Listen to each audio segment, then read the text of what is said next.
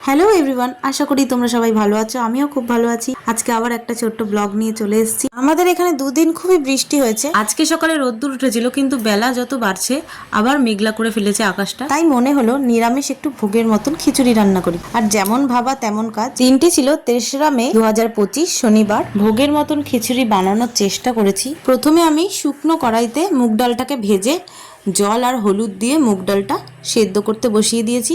আর আরেকটা কড়াইতে আমি বেগুন ভেজে নিচ্ছিলাম।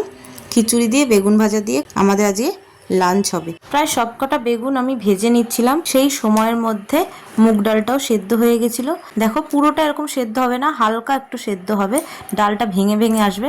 ঠিক তখনই ধুয়ে রাখা গোবিন্দভোগ চাল আমি ওই ডালটার মধ্যে দিয়ে দিলাম আর সেটাকে ভালোভাবে মিশিয়ে দিলাম। আর একদিকে আমি মিক্সিতে জিরা, ধনে, আদা, লঙ্কা, টমেটো আর রাঁধুনি ভালো করে পেস্ট করে রেখেছিলাম। আর এদিকে বেগুন ভাজার পর অনেকটা তেল বেঁচে গেছিলো, তার মধ্যে আমি 3টে শুকনো লঙ্কা ফোড়নে দিয়ে দিয়েছিলাম। তেজপাতা দেওয়া দরকার ছিল, কিন্তু আমার বর ভালোবাসে না, তাই আর তেজপাতা দিইনি। আর শুকনো লঙ্কাগুলো খুব লাল লাল করে ভালো করে ভেজে নিয়েছিলাম।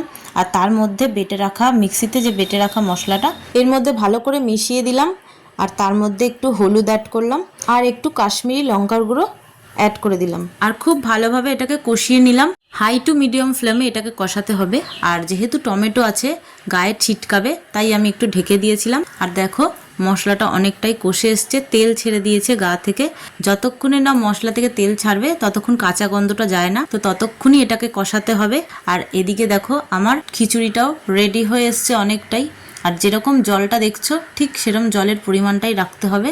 একেবারেই জল দেবে, যাতে আর বারবার জল না অ্যাড করতে হয়। সেই পরিমাণ মতন চাল ডালের হিসেবেই জলটা দেবে। আর এদিকে কড়াইয়ে মশলাটা কষে যাওয়ার পর আমি খিচুড়ির মধ্যে মশলাটাকে একটু একটু করে অ্যাড করে দিলাম আর খুব ভালোভাবে সেটাকে মিশিয়ে দিলাম। আর একটু ভালোভাবে সিদ্ধ হওয়ার জন্য এবার আমি এটাকে ঢেকে দিলাম। 10 মিনিট পরে আমি ঢাকনাটা তুললাম। আর দেখো, খিচুড়িটা পুরো রেডি আমার। যে পরিমাণ জল এখন খিচুড়িতে রয়েছে, ঠান্ডা হওয়ার পর সেটাও থাকবে না, তাই এই জলটা প্রয়োজন, যাতে ঠান্ডা হওয়ার পর একদম টাইট না হয়ে যায়। এরপর স্বাদ মতন নুন দিয়ে দিলাম আর সেটাকে মিশিয়ে দিলাম। আর অ্যাড করলাম 1 চামচ ঘি।